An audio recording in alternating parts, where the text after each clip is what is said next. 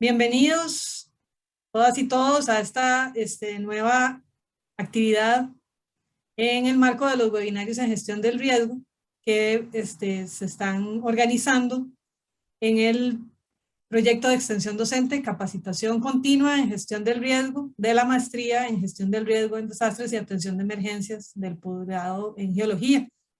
Es un placer para nosotros contar con la presencia de todos ustedes y vamos a dar inicio a la actividad recordándoles mantener por favor sus micrófonos siempre apagados y los videos también. Las preguntas las pueden ir haciendo a través del chat, únicamente se atenderán preguntas a través del chat. Le cedo la palabra a Ricardo Cascante, quien va a moderar la actividad. Buenas tardes de nuevo a todos y bienvenidos. Bueno, gracias Elena, compañeros y compañeras. Buenas tardes y muchas gracias a todos y todas por acompañarnos el día de hoy. Bueno, hoy tengo el honor de presentar a nuestros conferencistas para esta actividad, además de colegas, compañeros y amigas. Son graduados también de la maestría en gestión de riesgos en desastre y atención de emergencias. Primeramente tenemos a la máster Gabriela Brenes, que es psicóloga y ha sido profesora de la maestría y desde 2015 trabaja en Visión Mundial Costa Rica y desde hace 2 años es la coordinadora de ayuda humanitaria y de proyectos de capacitación en gestión de riesgo y atención de emergencias. Nos acompaña también la máster Francini González. Ella es enfermera de profesión, de formación base, con 23 años de experiencia, graduada de la Universidad de Costa Rica y también máster en nuestra maestría de gestión de riesgos en desastres y atención de emergencias. Es especialista en salud mental, ha trabajado en diferentes escenarios de atención en programas de prevención y promoción de la salud mental.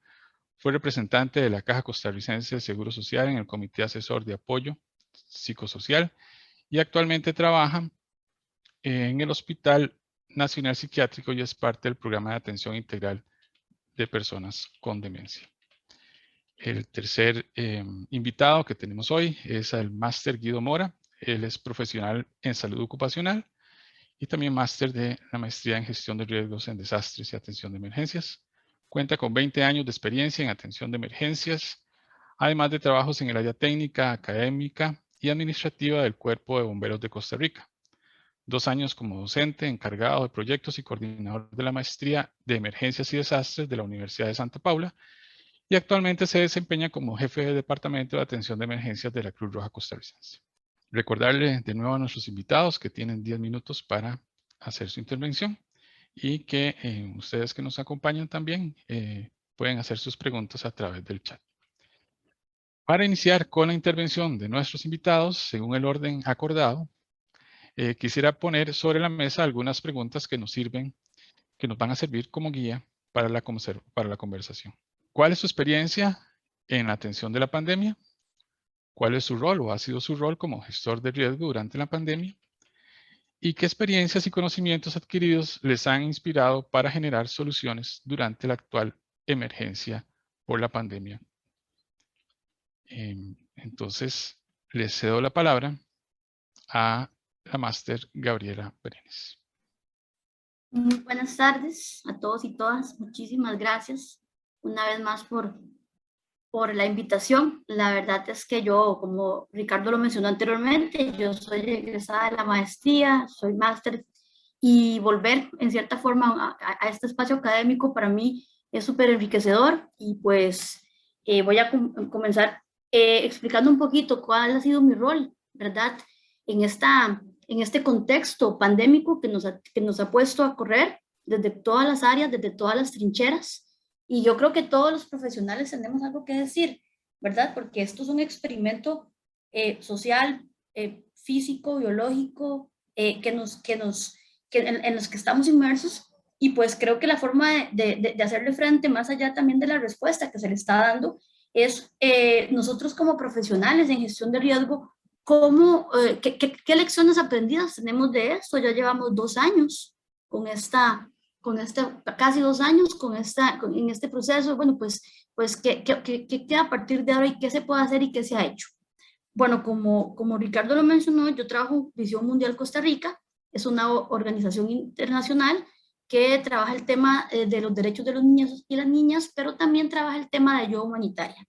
Entonces yo coordino el área de ayuda humanitaria en Visión Mundial y también coordino, que eso es lo que me voy a referir más adelante, proyectos de capacitación y proyectos de inserción comunitaria y también de inserción a escala nacional y municipal. De hecho, el proyecto que estamos en este momento cerrando, ¿verdad? Justamente fue un proyecto nacido en tiempos de pandemia, nacido, criado y terminado en tiempos de pandemia. Este proyecto es en asocio con Cruz Roja Costarricense, el cual siempre han sido como nuestros socios naturales, ¿verdad? En el tema de las capacitaciones. Entonces, por ahí mi rol ha ido como en dos vías, ¿verdad? Para contarles un poco. Como coordinadora del área de ayuda humanitaria, sí se ha hecho desde Visión Mundial una gestión siempre en el marco del asocio. Yo creo que eso es una de las cosas que debemos destacar como gestores de riesgo, ¿verdad? Que siempre tenemos que ver sobre cuáles son las áreas en que nos podemos articular. La articulación, el asocio, ¿verdad? La generación de contextos, porque todos somos de distintas disciplinas, nos une la gestión del riesgo, pero es como lo que yo rescato de estas experiencias. En el caso de la ayuda humanitaria, ha sido mucha respuesta en el sentido de donación de kits, de higiene, donaciones en especie, ¿verdad? Visión Mundial se ha abocado mucho a atender la emergencia desde el área desde el área de la salud y desde el área de la higiene y el equipo de protección personal. Entonces hemos estado haciendo mucha articulación, mucho trabajo en conjunto con empresas privadas y con otras organizaciones de los cuales por medio nuestro han canalizado ayudas que han ido a las comunidades y han ido también en convenio, por supuesto, en un convenio marco con la Comisión Nacional de Emergencia, que ese es el otro socio que ha trabajado con nosotros desde el inicio, ¿verdad? Con la CNE. Entonces, pues por el lado de atención hemos ido mucho ahí, mucho como el monitoreo de cuáles son las comunidades más vulnerables ante a la pandemia, que evidentemente nos ha afectado a todos, pero sabemos que no afecta a todos por igual, ¿verdad? Sabemos que no es lo mismo que nos dé COVID, estar en aislamiento, una familia de clase media que tiene recursos o que tiene una red, un sistema de apoyo a familias que dependen de su trabajo, que tienen que salir a trabajar, o familias en el cordón fronterizo, ¿verdad? En la ruralidad. ¿Qué pasa en la ruralidad? Cómo como gestores de riesgo debemos hacer esa lectura de contexto, ¿verdad? Entre lo que pasa en la ruralidad, lo que pasa en el entorno urbano, y cómo lo más básico a veces para algunas familias no está, por ejemplo, la conectividad. Justamente hoy en con los comités comunales que trabajo, y ahorita me voy a ese otro tema, estaban pidiendo apoyo para una familia que quedaba aislada en el cordón fronterizo y tenía 3 días de no poder salir de su casa y que ya se le habían acabado los alimentos y así. Bueno, son esas realidades que podemos, para detalles tenemos mucho más de los 10 minutos, que no me voy a detener con esto, pero son esas realidades que creo que es importante mapear, creo que es importante visibilizar y poner pues en la palestra, ¿verdad? De cómo está funcionando el sistema, cómo nos estamos organizando nosotros como Sistema Nacional de Gestión de Riesgo en la práctica, en la implementación, en el campo. Y eso es un poco lo que yo les vengo a hablar en los minutos que me quedan. La implementación. Nosotros estuvimos trabajando este proyecto pre-pandemia, es decir, cuando el proyecto se diseña, ¿verdad? Que esta es mi otra área, el área de capacitación. Cuando el proyecto se diseña junto a Cruz Roja Costarricense, diseñamos un proyecto de capacitación presencial, tradicional, de inserción comunitaria, con giras de campo, como cualquiera de nosotros hubiera hecho en el 2018, en el 2019.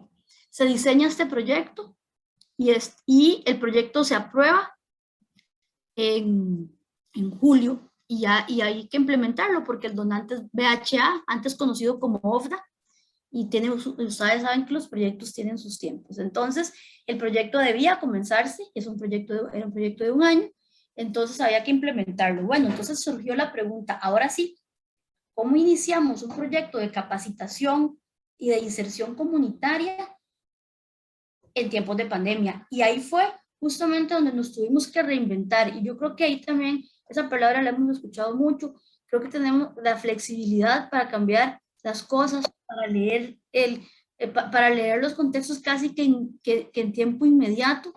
Y bueno, entonces, con este panorama que era incierto, porque estamos hablando de abril del 2020, ni en nuestros peores sueños, pesadillas o como ustedes lo quieran llamar, podíamos imaginarnos lo que venía en los siguientes meses para Costa Rica y para el mundo y para la región. Entonces nos vimos a la tarea de este reto de lograr implementar un proyecto de capacitación, un proyecto presencial. Y bueno, ¿qué pasó ahí? El proyecto fue en Guanacaste, en toda la provincia. Además era un proyecto bastante retador ya sin pandemia, porque empezaba también en conjunto con la temporada de huracanes. Empezaba en conjunto con la época lluviosa. Entonces, ya solo sin pandemia ya hubiera habido complicaciones como ETA, como IOTA, como la onda tropical número 32, ¿verdad? Que nos tuvo ocupados en la región de Guanacaste. Entonces, el proyecto pretendía, y lo consiguió, capacitar a 560 personas de todo Guanacaste, de los 11 cantones y la Intendencia de Colorado, en temas afines a la gestión del riesgo. Visión Mundial daba unos temas, Cruz Roja Costarricense daba otros, y también entre los dos hacíamos una implementación conjunta porque el producto principal del proyecto era que los comités tuvieran su plan comunal de emergencias. Bueno, empezamos y evidentemente llegó ETA, llegó IOTA, tuvimos que detenernos, tuvimos que revisar la planificación 3 veces, tuvimos que trabajar desde la incertidumbre, porque muchas veces no sabíamos si íbamos a poder acceder a campo o no. Y entonces también creo que hay todas nuestros aciertos como profesionales se ponían en, bueno, hay que hacer, no una planificación, hay que hacer 20, porque teníamos 20 realidades distintas que podían pasar en menos de una semana, que los picos de casos, que los huracanes, que todo. Entonces, sí se hicieron muchos cambios en el camino, no fue un proyecto regular como los que estamos acostumbrados, creo que aprendimos muchísimo, pero justamente también creo que el poder leer los escenarios de riesgo, el poder leer las vulnerabilidades que teníamos, que incluso nosotros estábamos siendo parte de ese contexto de vulnerabilidad. Nosotros estábamos ahí expuestos, nosotros estábamos ahí como equipo implementador al frente, trabajando con un montón de personas. Bueno, uno de los aciertos que tuvimos fue que diseñamos un protocolo en conjunto que fue validado por la Comisión Nacional de Emergencia, un protocolo de implementación, ¿verdad? Que tenía en cuenta todas las cosas que yo no me voy a referir a eso porque ya ustedes las conocen. Y puedo decir hasta la fecha que fue un protocolo que tuvo éxito, porque aún así logramos presencialidad casi en el 80% de los casos. Y antes decíamos, no, es que, bueno, la gente no se va a poner mascarilla, o imagínense cómo vamos a hacer para que las personas no se abracen, ¿verdad? No coman en el mismo salón. Y déjenme decirles que sí se puede, así se pudo. Igual después las personas como que también entraron en al principio sabían, ¿verdad? Sabemos que hubo mucha resistencia, pero ya después las mismas personas más bien decían, ellos más bien eran los vigilantes del protocolo. Y entonces, ¿cómo integrar también a la comunidad? ¿Cómo integrar a este agente comunitario como agente de cambio y también que velaran por su propia seguridad y por la seguridad de pues todo el proyecto? Tuvimos tres tropiezos en la presencialidad. De hecho, la última fue en el contexto de la tercera ola pandémica, que fue en abril, el 30 de abril, nos dijeron no pueden volver a campo. Y entonces en una semana tuvimos que volver a diseñar y escoger qué cursos que podíamos hacerlos en la presencialidad, qué cursos podíamos hacerlos en la virtualidad. Y, por ejemplo, en el caso de Cruz Roja Costarricense, era más complejo porque uno de los cursos que hacían falta era el curso de primeros auxilios comunitarios. Y ustedes saben que un curso de primeros auxilios no puede darse en lo virtual. ¿Verdad? No es lo ideal porque la naturaleza del curso no lo permite. Entonces decidimos, y ahí fue donde fue también el reto, porque también entraba una variable que era la conectividad de toda una provincia que ustedes saben que no tiene la mejor conectividad del país, y decidimos trabajar entonces virtualmente los planes comunales de emergencia. Diseñamos guías de ayuda para las personas, y habían personas que estaban habituadas a trabajar en la virtualidad, habían personas que nunca habían encendido una computadora y habían personas que nunca habían tenido internet en sus celulares. Logramos contactar por teléfono al 100% de los comités comunales, incluso en las brechas fronterizas, en Andayure, en todo Guanacaste, y logramos a partir de una guía básica ir trabajando paso a paso en la virtualidad. Cuando por fin logramos volver, que fue en agosto, a un mes del cierre del proyecto, lo que nos dedicamos fue a hacer una priorización de cuáles eran esas comunidades más vulnerables, y las visitamos para apoyar, y que en eso es lo que estamos ya terminando en este momento, para apoyar a esas personas en su plan comunal de emergencia. Por supuesto que el tema COVID fue un tema transversal, pero también nos dimos cuenta de muchísimas cosas. Nos dimos cuenta de que siempre las comunidades tienen mucho que decir al respecto, de que las resistencias ante el equipo de protección personal es a veces mucho miedo y mucha desinformación, y como también las mismas comunidades son agentes de cambio y agentes activos ante sus propias personas de base, sus propios vecinos, sus propias familias, porque entonces utilizábamos los talleres para desmitificar muchísimas cosas. Por ejemplo, el tema de la vacunación. Hemos sido súper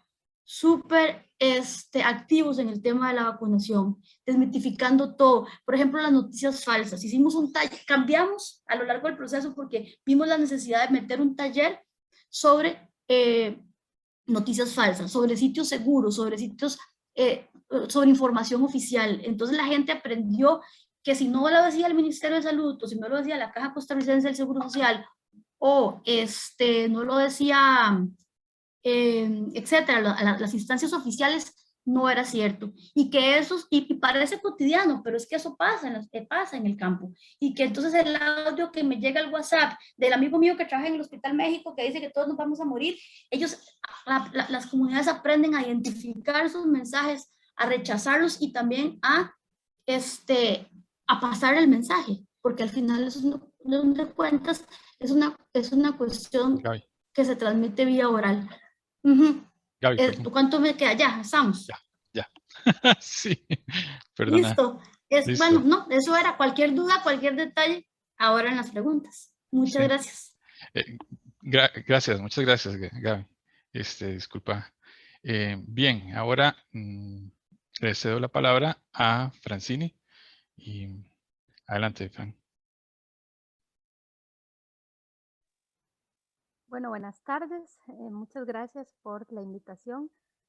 Realmente para mí la maestría siempre fue una experiencia muy bonita, y este tema es un tema que me encanta.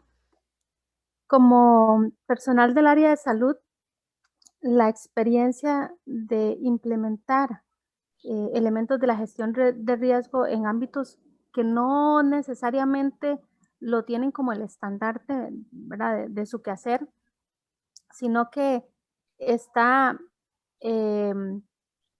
digamos que estereotipado o delimitado más bien a ciertas tareas básicas, se convirtió en un reto, ¿verdad? Para el hospital en el que trabajo, que es el Hospital Nacional Psiquiátrico, el reto estaba lleno también de un arrastre de situaciones que se complicaban con el paso de la pandemia, como sucede con el tema de la salud mental, porque por un lado nos dicen reduzcan la respuesta de psiquiatría al 50% del espacio físico, y en un tiempo récord, ¿verdad? Entonces había que empezar por adaptar los tipos de consultas, la distribución del medicamento, los recursos materiales, el equipo médico. El hospital es un hospital de cuidado mental donde no habían instalaciones de oxigenación fija ni de cuidado fijo, que muchos otros hospitales pues lo ven como cotidiano, y el nuestro lo tenía un parámetro bastante diferente. El personal estaba cansado, estaba asustado, estaba embotado de tanta información. No solo tenía que capacitarse, sino los que teníamos años de trabajar en el hospital nos tocaba capacitar al personal nuevo, nos tocaba entender lo que estaba asumiendo, nos tocaba llegar a casa y crear toda una estructura diferente de cómo involucrarnos en ese rol de familia, viniendo del hospital con toda una mitificación de lo que era en ese momento entender la pandemia y lo que implicaba ser un empleado de salud en ese momento donde la pandemia empieza y empieza a través de funcionarios de salud, ¿verdad? Que también nos etiquetó de una manera importante.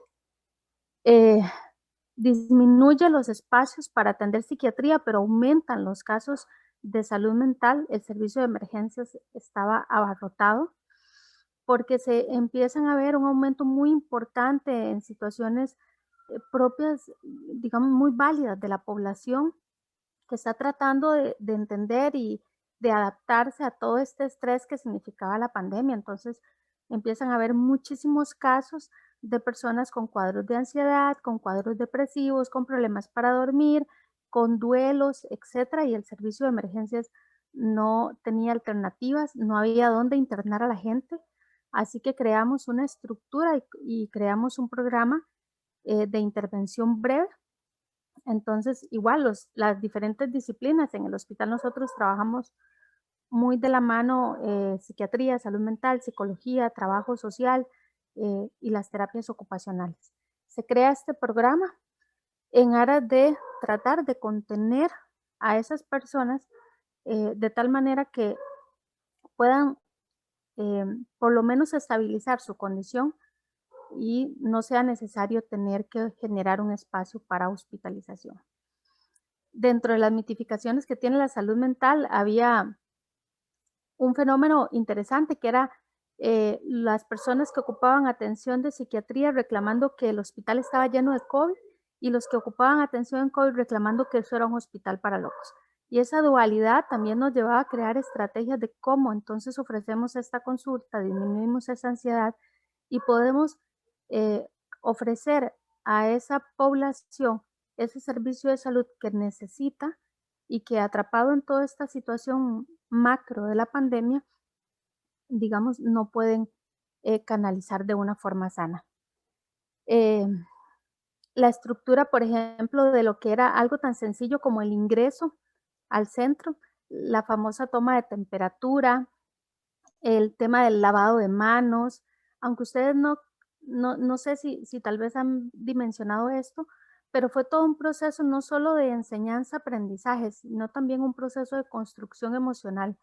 La gente, como lo mencionaba ahora Gabriela, ahora su versión de dónde creo es lo que se publica en redes sociales, en WhatsApp y todo. Entonces la gente se enojaba, nos gritaba porque le estábamos matando las neuronas, que estábamos atrasando su atención, que bueno, y crear una estrategia contensora para que la persona pudiese comprender cómo se estaba modificando su atención de salud, que no se estaba violentando su derecho, realmente fue todo un reto. Por otra parte, CONAPDIS nos pedía el apoyo para crear una guía, una estrategia para los hogares de larga estancia, donde las personas con discapacidad estaban atrapadas en esos centros de cuidado, pero que estaban acostumbrados a asistir a nuestros programas. Eso era el ratito en que ellos podían salir de la casa, podían caminar, se integraban con sus pares, socializaban, hacían alguna actividad terapéutica y regresaban a casa. Un poco el fenómeno que significó para personas, digamos, con una buena salud mental, dejar de ir a la oficina o dejar de ir al trabajo y de un pronto a otro, encerrarse en casa y trabajar desde la computadora, ¿verdad? Y los primeros días parecía muy cómodo y unas semanas después era desgastante y embotador. Junto con terapia ocupacional, construimos una propuesta para CONAPTES. Los hogares para la persona adulta mayor, los de larga estancia, la gente estaba muy preocupada, los adultos mayores se les estaban deprimiendo. El personal que atendía a los casos positivos estaba muy agotado emocionalmente con el tema de cómo contenemos a la familia, cómo la manejamos, cómo le decimos la mala noticia. No es lo mismo que tengamos que entregarle a la familia un cuerpo que puede ver, abrazar, que puede despedirse, que puede hacerle un ritual religioso, a entregar un cuerpo envuelto en 3 bolsas negras, sellado, y decirle a la persona, solo uno puede verlo, tiene 2 minutos para identificarlo, se sella, no lo puede tocar, no lo puede llevar a un templo, a una iglesia, no puede velarlo en casa, la familia no se puede despedir, va directo al cementerio. Todos estos procesos implicaron un desgaste y un reto para nosotros como personal de salud. Volver a instaurar parte de nuestros servicios, no solo por una prestación de servicios de salud, sino que en el fondo terminaba siendo también un mecanismo contensor para esa población. Actualmente yo trabajo con programas que son meramente de rehabilitación y poder habilitar nuevamente esos servicios no era solo un reto porque era entrar a un hospital, porque nuestras instalaciones implican entrar a un hospital, sino que además no teníamos un plan B. A nivel comunitario, los programas que existían, ¿verdad? Llámese CAIPAD o cualquier otro programa que había para personas con discapacidad, estaban cerrados. Se estaban empezando a descompensar porque su contención, su capacidad de comprender las dimensiones no lo lograba, ¿verdad? Son personas con discapacidad. Tener que llegar a momentos críticos donde llegabas al servicio y te decían, fulano, mengano y sutano no vienen a trabajar porque están como sospechosos. Y lo único que tiene para trabajar es un compañero más, ¿verdad? En mi caso particular, yo llegué a tener el trabajo de 4 personas simultáneamente. No me arrepiento, pero sí reconozco que en algún momento sentía que el cansancio me iba a ganar y sé que mis compañeros estaban así. La dinámica cuando hablábamos con compañeros de otros centros hospitalarios era, hoy se nos murieron 7, hoy se nos murieron 5 y, ¿verdad? Se muere uno y de la misma manera tenés que dar media vuelta y decirle al que está ahí, luche, nosotros sabemos que usted puede, vamos, adelante, cuenta con nosotros, siga adelante. Este proceso era un reto que a nivel de salud nunca habíamos enfrentado, ¿verdad? Teníamos planes diseñados para responder a brotes como una varicela que nos cerraba un área específica del hospital, responder a un brote diarreico, responder a una campaña de vacunación ordinaria, no a una campaña de vacunación masificada y llena de miedos y de tabúes, donde el proceso de cómo lo comprende la población versus un recurso hospitalario o un recurso de salud agotado, lo volví a convertir todo un reto. Ahora, como yo, que no estoy totalmente segura de cuánto alcance tiene esta vacuna, tengo la capacidad de explicarle a la persona que se lo voy a poner que confíe en mí y que ahí está.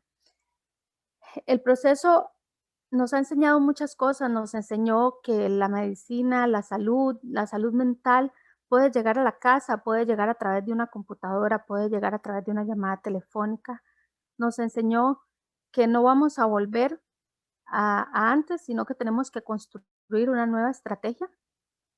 Estábamos en medio del proceso de la instauración EDUS, así que también ese era otro reto importante.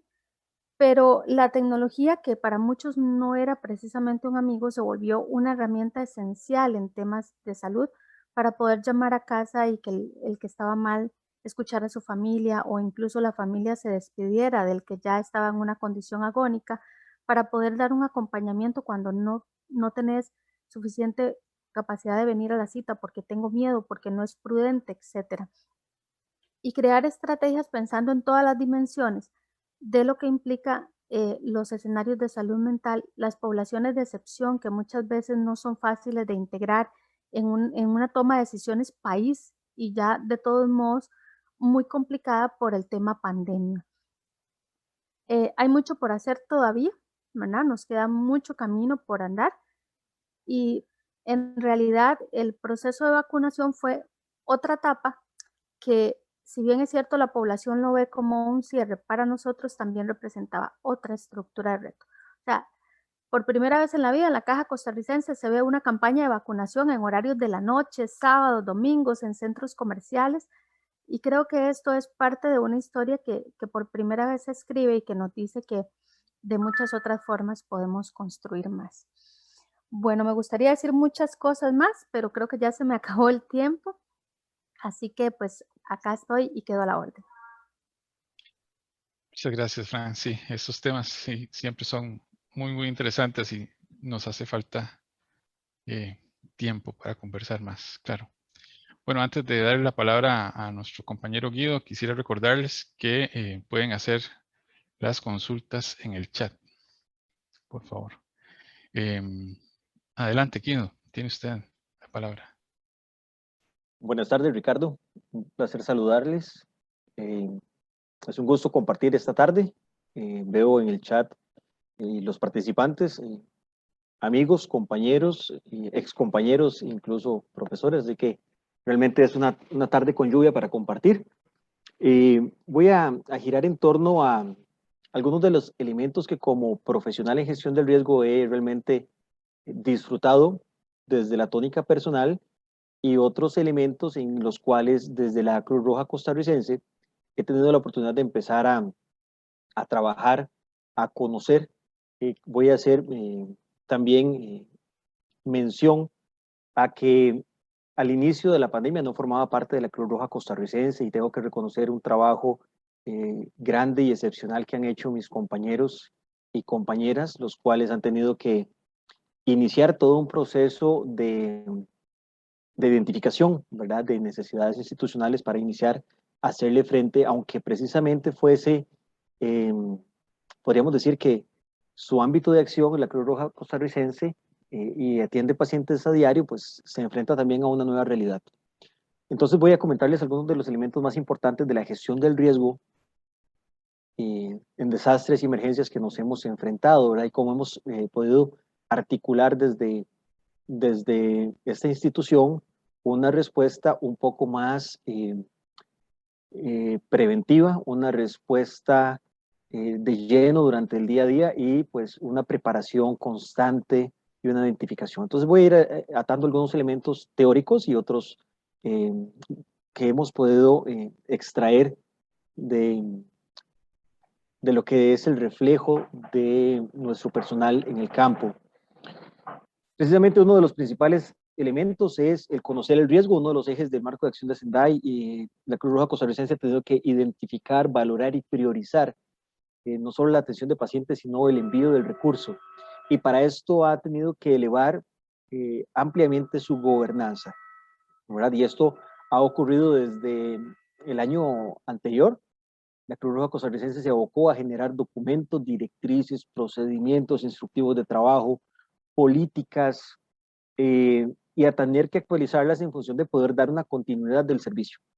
Esto es importantísimo porque, si bien es cierto, a nivel teórico se dice que trabajando en la gobernanza y aumentando nuestros instrumentos, pues vamos a tener una disminución importante del impacto o la afectación. Y en efecto, ¿verdad? A nivel institucional podría decir que la Cruz Roja se ha preparado o tuvo un momento de preparación prácticamente en caliente, como todos lo tuvimos, pero hubo una posible respuesta adecuada en función de lo que íbamos a atender. Puedo decir de forma personal que en el ambiente de atención prehospitalaria desde los años 90 se habla de que el equipo de protección personal mínimo para atender a un paciente es cubrebocas, lentes y guantes. Sin embargo, hasta tener una afectación de este tipo es que empezamos a trabajar de esta forma. En mi formación base de salud ocupacional tenemos varias normas internacionales que nos ayudan a comprender la seguridad y salud en el trabajo. Voy a hacer nombre a una de ellas, la ISO 45000. Tiene una priorización de la gestión de los controles y entre ellos hay una priorización de 5 principales controles. El primero es eliminar el riesgo. Indudablemente el COVID no se puede eliminar. Entonces teníamos que desechar esa primera. La número 2 es sustituir el riesgo. Y en este caso, sustituir la amenaza o el peligro. Y en este caso, sustituirlo era hasta que apareciera la vacuna, la cual pues sale año después y nosotros estamos accediendo a ella un año y medio después. El tercer y cuarto escalafón o medida de la priorización de riesgos habla sobre precisamente elementos técnicos y administrativos, los cuales fueron fundamentales para poder abrir no solo la economía, sino poder abrir las puertas a que las personas tuvieran una continuidad de su vida, de su cotidianidad, y los cuales eran el distanciamiento, tiempos, jornadas, virtualidad y todo lo que hemos aprendido. Pero la última opción es entregar equipo de protección personal. Y teniendo la oportunidad del año anterior también de hablar un poco de esto, del equipo de protección personal, al inicio fue restringido y no creíamos en él y muchas personas no optaban por utilizarlo. Y finalmente nos damos cuenta que la pirámide tiene una inversión inicialmente, ¿verdad? Se invierte en la cual entonces el equipo de protección personal fue la barrera fundamental. ¿Por qué hago mella en esto? Porque precisamente la Cruz Roja Costarricense depende de una gran cantidad de equipo de protección personal para poder dar el servicio a diario. Y este equipo también requiere un alto costo y un alto nivel de limpieza, desinfección, y no solo el equipo, sino también los equipos. Entonces, siguiendo con algunas líneas, la Cruz Roja ha tenido que establecer elementos de priorización en regiones, en comités, en lugares donde tenemos un aumento más importante de casos. Hemos estado ligados directamente con la Comisión Nacional de Emergencia, la Mesa de Salud, el Ministerio de Salud y otros entes de coordinación del Sistema Nacional de Gestión de Riesgo que nos permite entender la dinámica de hacia dónde va la emergencia, cómo se contrae, cómo se expande, cómo se saturan los servicios, cómo se mueve el sistema de emergencia 911. Y bueno, como un rol de gestor del riesgo, precisamente creo que hay una suficiente cantidad de elementos que nos permiten entender cada uno de los ejes transversales. Yo pues he tomado algunas notas para compartirles y entre ellas algunos factores económicos son importantísimos, ¿verdad? No solo asegurar el recurso institucional, sino buscar socios estratégicos. Precisamente aquí está Gaby, quien ha sido una socia estratégica desde el inicio de la pandemia para Cruz Roja Costarricense. Otros donantes importantes con los cuales la Cruz Roja Costarricense trabaja, la Cruz Roja Internacional también. Eso es necesario para poder dar la continuidad del servicio. Diariamente tenemos retrasos en los sistemas hospitalarios. Sin embargo, seguimos preparándonos diariamente. Tenemos al mismo tiempo la atención de migrantes, al mismo tiempo el tema de atención de inundaciones, búsquedas y rescates, mientras la pandemia sigue todos los días. Entonces, no solo se nos queda la gestión del riesgo, sino que en este momento, dentro de la gestión del riesgo, tenemos la atención de emergencias y la Cruz Roja tiene que trabajar en ambos sectores, generar prevención, generar campañas, generar elementos diarios de comunicación, pero también seguimos atendiendo. Y pues la Cruz Roja pues abarca un ámbito grande de la gestión del riesgo. Pues, precisamente yo trabajo en la Dirección Nacional de Gestión del Riesgo, que comprende muy bien su parte comunal, su parte preventiva, su parte social, pero también tenemos un grueso importante que es sobre la atención de emergencias. Y también quisiera comentarles que le damos un seguimiento prácticamente semanal, con mayor o menor frecuencia, a los datos estadísticos de la atención de nuestros servicios, al personal de nuestra institución que ha sido afectado, cómo rotarlos, el tema de incapacidades, a través de nuestro médico y otros profesionales de cumplimiento de la institución y algunos departamentos hemos podido establecer reglas claras sobre en cuanto a cómo mandar aislamiento. Tenemos los mismos controles a lo interno de separación y demás para que nuestra continuidad del servicio fluya igual en la parte administrativa como en la parte operativa. Entonces, creo que todos estos elementos importantes nos han permitido tener que adaptarnos. Creo que hemos aumentado en resiliencia institucional, resiliencia país. No estoy diciendo que deberíamos de tener una pandemia cada 10 años para probarnos, pero estamos todos claros en que hemos logrado adaptarnos y entender la dinámica. Hace año y medio estábamos con 100 casos por día, cerrados todos en la casa. Hoy tenemos 2.000 y todos queremos trabajar y sabemos que la economía lo necesita. De la misma forma, todas las instituciones necesitan dar el servicio pero también somos conscientes desde la Cruz Roja Costarricense que nuestros llamados a la población y nuestros comunicados institucionales llaman a que entiendan que nuestro servicio tiene que ser para toda la sociedad. Cierro diciéndoles que creo que estoy bien con el tiempo, Ricardo me dice, y creo que para ir cerrando quisiera comentarles. Guido, te quedan 2 minutos. Perfecto, gracias, Rich.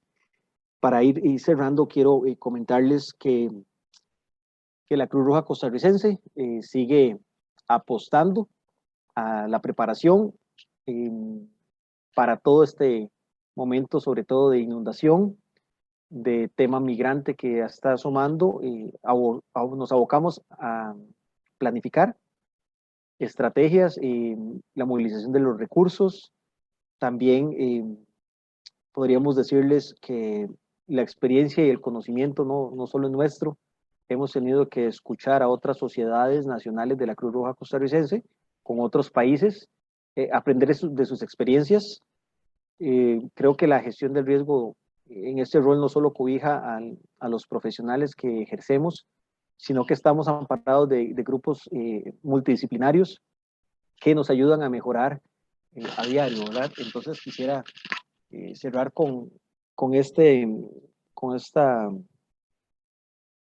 reflexión, ¿verdad? Decirles que como profesionales en gestión de riesgo, pues no lo sabemos todo, tenemos un gran abanico conceptual y metodológico en el cual habíamos aprendido incluso en las clases que las pandemias existían, que los riesgos biológicos y los riesgos estaban presentes, pero de la teoría a la práctica ha sido una brecha importantísima.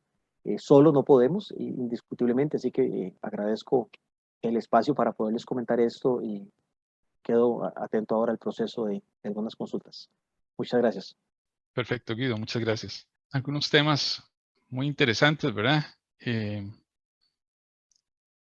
Podemos, antes de entrar a la sección de preguntas, algunos temas que me quedan por ahí, ¿verdad? De conceptos grandes, como la articulación de esfuerzos, ¿verdad? Para la generación de resiliencia, la necesidad de conocer y hacer visible el riesgo, y todos los elementos que llevan a, digamos, a esa transformación o a esa reinventarse para lograr generar, digamos, las capacidades para la continuidad del servicio. Y un tema que también quiero poner aquí, aprovechando antes de que, es un concepto que anda por ahí, que es los riesgos cotidianos, ¿verdad? Que se han también exacerbado y que también más adelante me gustaría que lo tomaran ustedes. Pero primero tengo aquí una pregunta.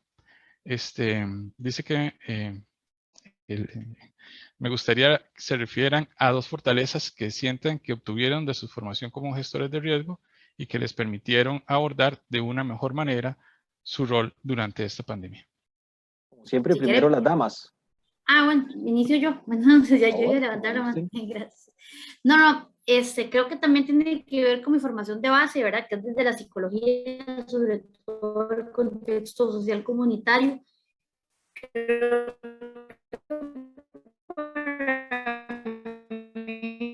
Gaby, se te corta, la Gaby. capacidad de leer el contexto, la capacidad de hacer un cuenta justamente el análisis. ¿Me escuchan? ¿Me escuchan? ¿No me escuchan? Se te escuchaba cortado al principio, tal vez mejor lo repetís, porfa.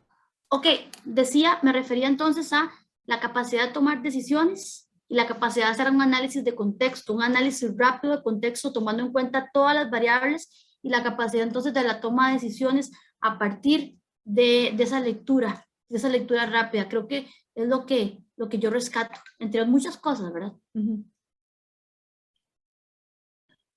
Claro, lograr entender o tener un diagnóstico bien aterrizado, digamos, de ese escenario de riesgo que tenemos ahí, incluyéndonos nosotros, ¿verdad? Nosotros mismos que estamos dentro del proceso. No sé si Fran nos iba a aportar algo más. Sí, claro. Creo que dentro de esas fortalezas, una que para mí ha sido muy enriquecedora y que construye muy bien ese concepto de resiliencia que don Guido mencionaba, es el hecho de desestructurar, digamos, algunas algunos hábitos que se dan por sentados en el proceso de atención de salud como país y empezar a ver ese proceso de una forma más dinámica, más cercana al pueblo, más humana, más versátil, ¿verdad? Esa capacidad maleable que nos vuelve una caja más resiliente y más abierta a la población, a la comunidad, porque con todo y el gran esfuerzo que la institución hace, ¿verdad? No es un secreto para nadie que la caja ha sido siempre rígida en algunas de las estructuras de su funcionamiento y que con el paso del tiempo esa rigidez no necesariamente se ha adaptado al cambio social, a la visión país, desde el contexto pueblo, no tanto desde ciertas políticas, sino más bien como desde cómo el pueblo comprende su salud. Este proceso pandemia, creo que también una fortaleza muy grande es en sí para las propias personas, cómo ellos empiezan a identificar la gestión de su propia salud, el cuidado de su salud, como algo que también los implica y no algo que se deposita en el que anda la gabacha blanca porque es una rutina y ya, ¿verdad? Entonces, esas dos fortalezas para mí son muy rescatables y son de esas cosas que yo quisiera que se queden para construir la nueva realidad cuando esta situación nos dé campo. Muchas gracias, Fran. Guido. Gracias. Bueno, yo me voy a referir a dos elementos importantes que creo que adquirí en el paso por la maestría. Una es el ciclo, yo le he llamado ahora el ciclo de la identificación, valoración y priorización de los riesgos.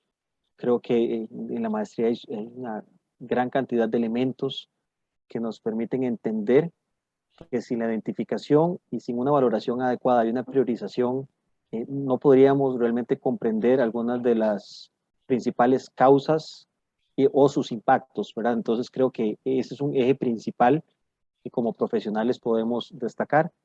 Y el segundo es, voy a hacer uso de las palabras del profesor David Smith.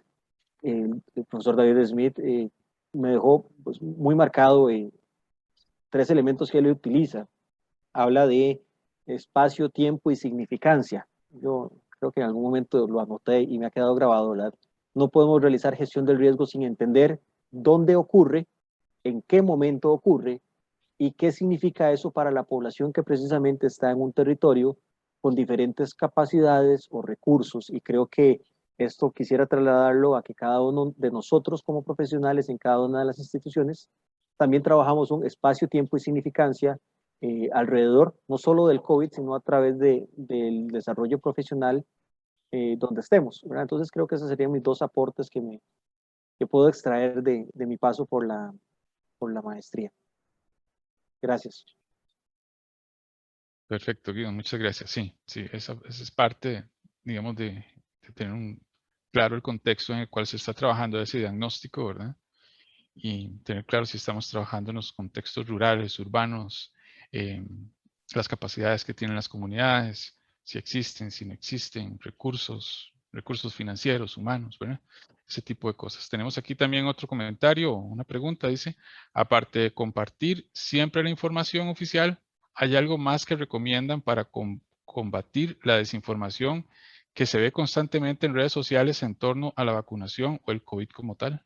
Bueno, si No quiere sé. empiezo yo, Ricardo. Ajá, está bien, Frank. Adelante. Ok.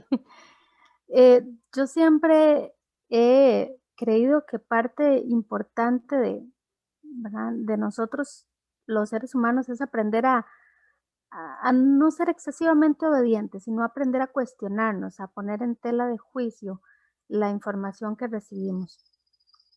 Y muchas veces, y sucede, ¿verdad? O sea, yo no solo trabajo en salud, sino que convivo con una familia, etcétera. Y muchas veces, en lugar de entrar en polémicas discusiones sobre la fuente como tal, es generar más bien la duda sobre cuál es la base que construye esta información, ¿verdad? Entonces, nosotros ahorita, que por cierto ese programa ganó un premio por ahí, trabajamos en el programa de adulto mayor con un grupo de municipalidades donde está la municipalidad de Nicoya, la municipalidad de Heredia, la Municipalidad de Curridabat y la de San José, que empezamos a trabajar con los adultos mayores sobre cómo ellos podían cuidarse a sí mismos, porque recuerden que fue la primera población blanco y además era la primera que tenía que asumir el reto de aceptar la vacunación. Y ahora el programa está en una segunda fase que se llama Pares que educan a pares. O sea, lo que hicimos fue trabajar con ellos, les dimos cierta información, construimos una base nada más de cómo ponemos en tela de duda, cómo investigamos, qué nos queremos preguntar. Y hoy por hoy, ese programa nosotros solo somos mediadores y son los mismos adultos mayores los que tienen un canal en Zoom dando educación a sus otros adultos mayores, ¿verdad? Es un programa exquisitamente satisfactorio en términos, digamos, de ese proyectar la prevención y la promoción, ¿verdad? Para nosotros en términos de salud mental, pero también cómo mitiga mucha de esta información falsa que solo se vuelve un mal hábito porque no nos damos el derecho de cuestionar. Entonces, para mí el ejercicio de desobediencia, de cuestionar, de preguntarse, ok, ¿y qué base tiene? ¿Y por qué entonces se dice de esta forma y no de la otra? Y, ¿verdad? Una vez un señor llegó y me dijo, es que esa caraja mata la neurona, refiriéndose al termómetro. Y yo le dije, ¿usted conoce cómo funciona el termómetro? ¿Conoce qué es una luz? Usted sabe que este termómetro le trabaja incluso menos que el que usábamos de mercurio, porque ni siquiera lee la temperatura interna. Cuando le hice el montón de cuestionamientos, el señor simplemente guardó silencio y me dijo, bueno, tómeme la temperatura. Entonces, a mí me ha funcionado con personas que, como les digo, de todos modos ya es un poco complejo el razonamiento, el devolverlo en forma de pregunta y cuestionar, hacer un acto de desobediencia, digamos, a esas fuentes y cuestionarles a quienes la comparten por qué se plantean de esa forma o qué es la expectativa o qué es lo que les preocupa de esa posición.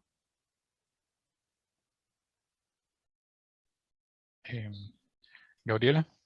Yo quisiera, sí, sí me escuchan bien. Yo quisiera, es que estoy aquí en Guanacaste y la conectividad a veces funciona distinto. Yo quiero como acotar un poco acá a lo que Francine estaba diciendo, porque en mi experiencia con las comunidades es exactamente lo mismo. Eso incluso a dotar de herramientas de información. Es que yo creo que la información y la información adaptada al contexto comunitario, a los adultos mayores, a las personas con algún tipo de discapacidad, es la clave. Es dotar de información y es aprovechar esas plataformas comunitarias que tenemos para justamente hacer agentes de cambio, como decía Francine, con los adultos mayores. En el caso nuestro, en este momento, quienes están con lo del vacunatón, por lo menos acá en Guanacaste, son los comités comunales de emergencia. Y muchas de las personas no creían antes en la vacuna o tenían mucho miedo. Es que también detrás, que eso es una de las cosas muy importantes de esto, detrás hay mucho miedo. La gente tiene miedo. Y es un poco también esa parte de confrontar un poquito. Entonces la gente dice, es que yo tengo miedo de caer en un hospital por la vacuna. Y entonces, bueno, pero también es importante ver qué consecuencias trae el no vacunarse. También puede caer en un hospital. Es que, y me dice una señora, yo prefiero caer en el hospital por el COVID y no por la vacuna.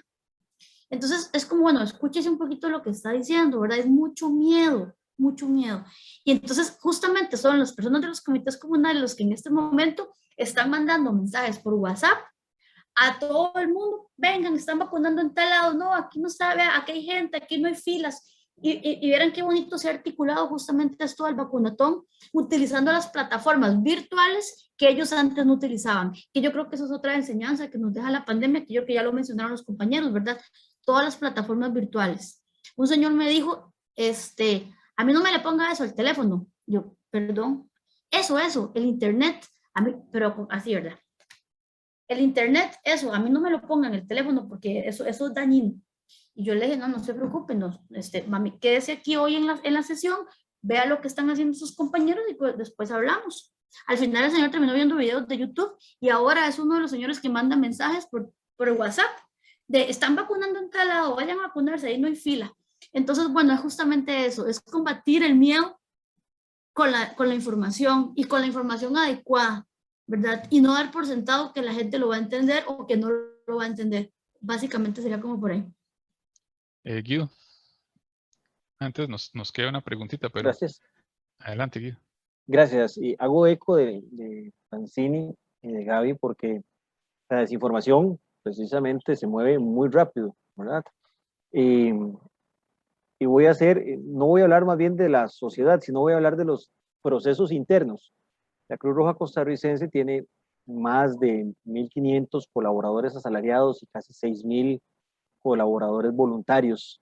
La desinformación interna también ocurre y son retos grandísimos de poder llevar información a todos nuestros compañeros y compañeras que requieren procesos de vacunación, requieren procesos de atención, de actividades paralelas, de actividades sociales, y además nos vemos envueltos en un momento en un traslape precisamente con la sociedad, que tenemos que trasladarle otros comunicados. Entonces, para una institución como la que represento en este foro, ¿verdad? Sí les comento que también tenemos un gran problema de socializar comunicados, de hacerlos llegar por vías formales. También utilizamos los medios más informales, con dispositivos de la institución, con dispositivos personales, pero ese reto precisamente hemos tenido en esta semana anterior el acompañamiento de unos expertos de la Cruz Roja Internacional, que nos han indicado que hemos pasado a un proceso en el que en los comunicados ya no hay una gran validez de elementos de razón ni elementos numéricos. Se ha variado a que deben ser elementos de sentimiento los que debemos empezar a trabajar para mejorar la información.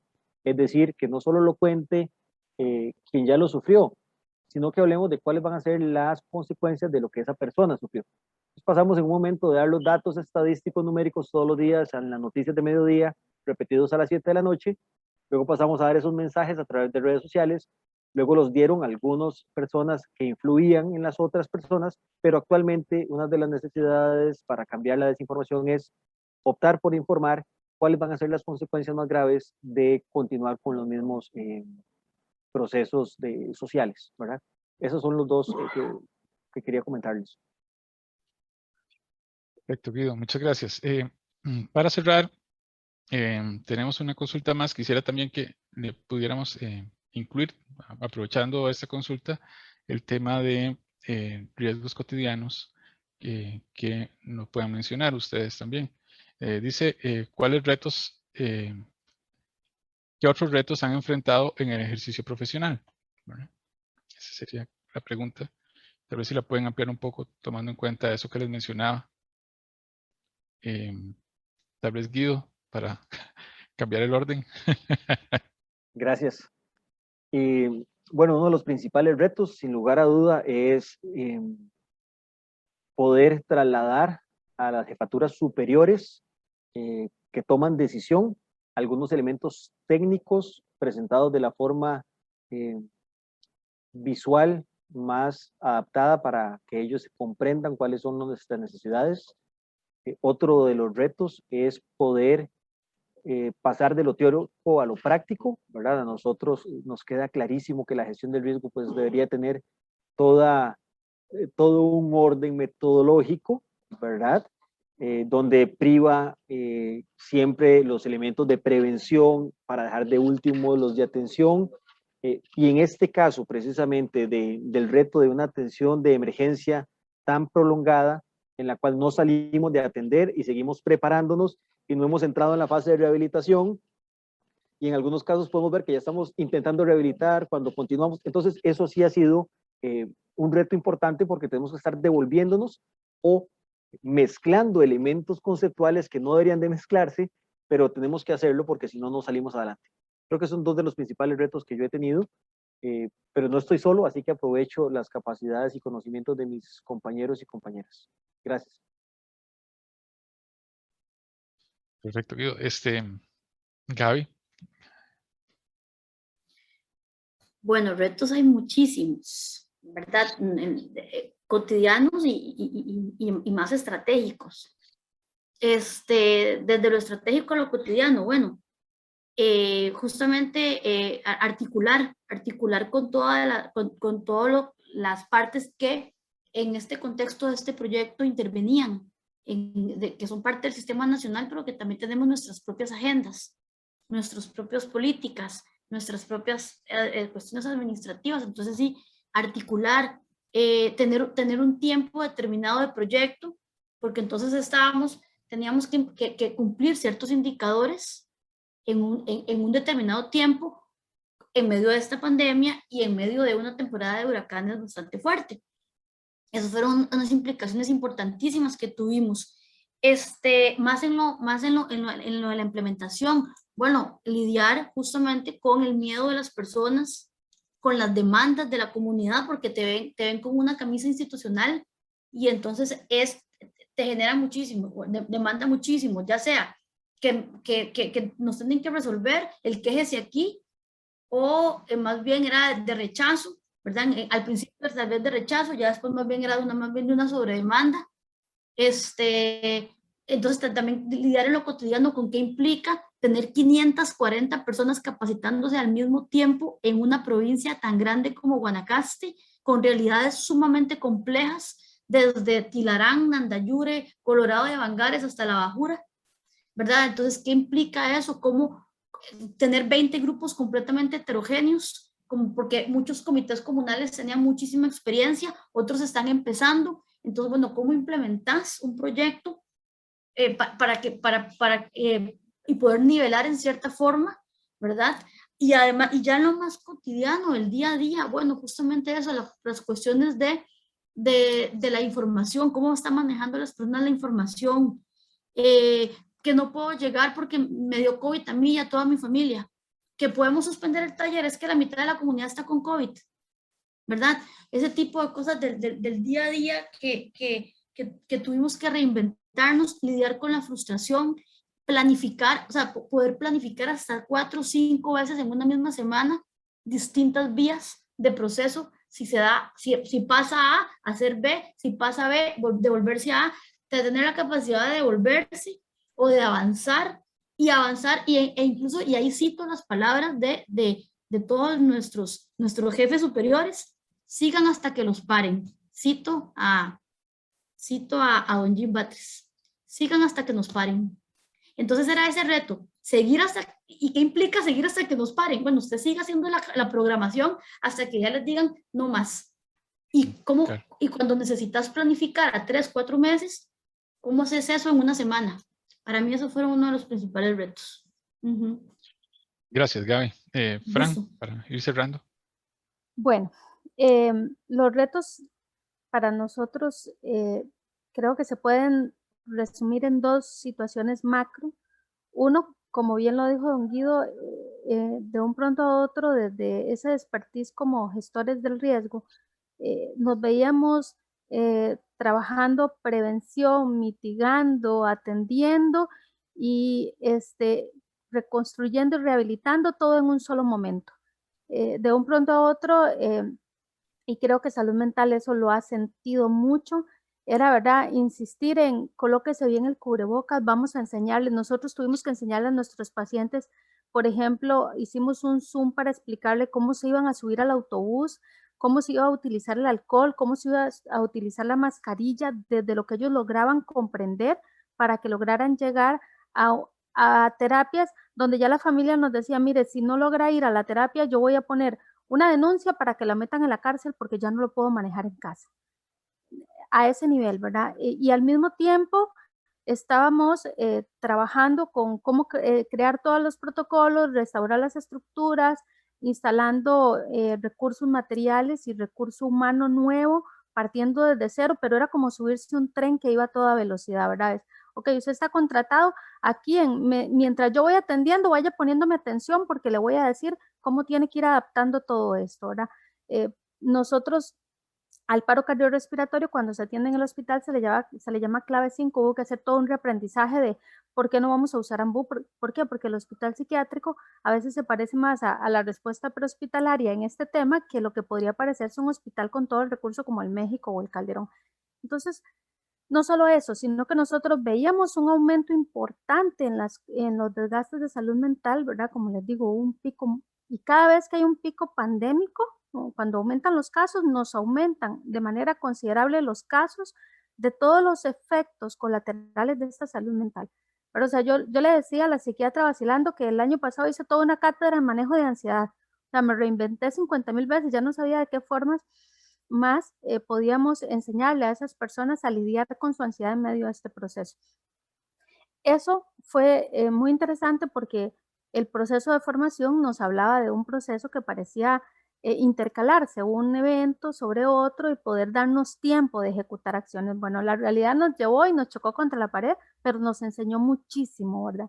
Y por el otro lado, otra cosa y para nosotros va a seguir siendo por mucho tiempo, lo que es y ahora cómo logramos contribuir en este proceso de lo que va a ser reconstruir emocionalmente los seres humanos que somos.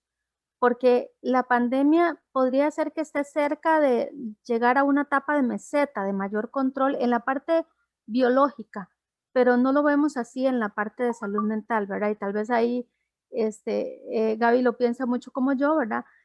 Yo creo que a nosotros nos van a faltar muchos años para poder llegar y decir, ok, nos sentimos un poco más sanos, ¿verdad? Hemos logrado cerrar un poco todo lo que significó esta pandemia para mí, por los duelos, por los cambios de salud. O sea, yo he conocido gente que era súper sana y que ahora quedó con una condición de discapacidad, ¿verdad? Gente que quedó pensionada, gente que camina 100 metros y me dice, no puedo respirar. Gente que tuvo que cerrar sus sueños, sus negocios, los proyectos que había hecho por años. Por ejemplo, yo tengo una familia ahorita que estamos tratando de ver qué le ofrecemos, que en esta familia falleció uno de COVID, tienen uno con demencia, una de las hijas quedó con Guillain-Barré, el otro quedó con una deficiencia respiratoria y además se murió una sobrina en el parto. Y ella me decía, dígame qué hago yo con todo esto.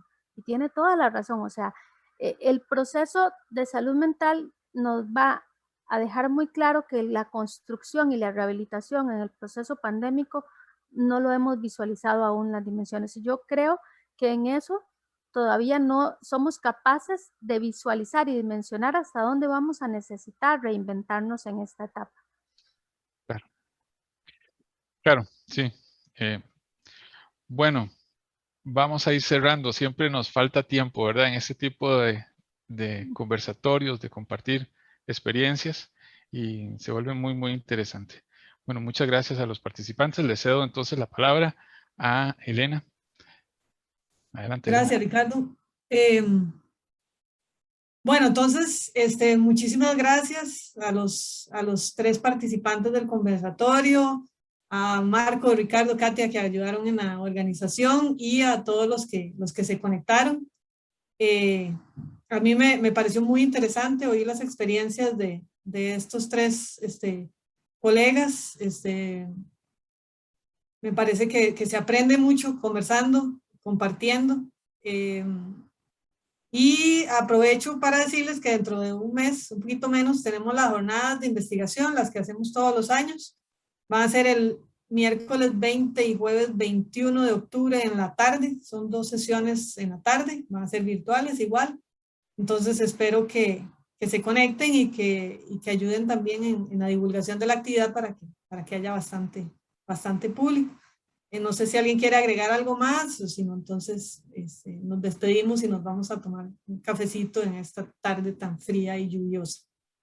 Entonces, me encantó verlos, muchísimas gracias y que pasen un bonito fin de semana.